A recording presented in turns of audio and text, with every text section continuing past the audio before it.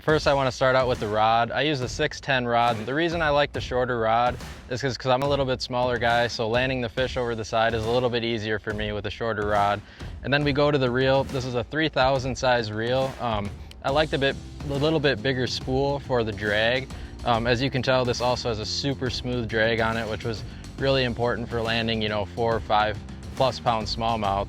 And then going to the line, 10-pound braid to an 8-pound leader was my all-around line size. And then also on top of the 610 rod, it was also a medium action, extra fast.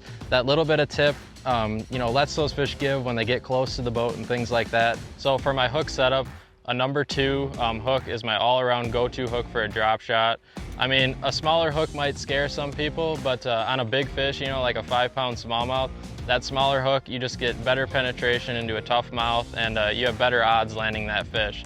Right into leader lengths.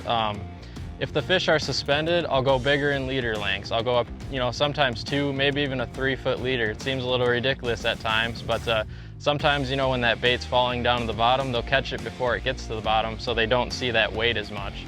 And then, vice versa, if the fish are spawning, I'll go to a shorter leader, maybe even somewhere around 6 inches. That's kind of how I do my leader lengths. And then my overall leader line that's connected to my braided line, I like to keep that pretty long. I'll run that all the way into the spool. Sometimes it's up to 12 feet long, maybe even bigger. And then one extra little trick that I do in my drop shots is I use a pinch on weight rather than a tie on weight. And with that pinch on weight, what that does is when a smallmouth comes up and jumps, he'll throw that weight.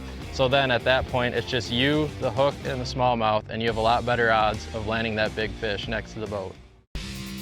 Thanks for watching. Hit the subscribe button and click on the bell to stay up to date with the latest tips and techniques to help you get the next bite.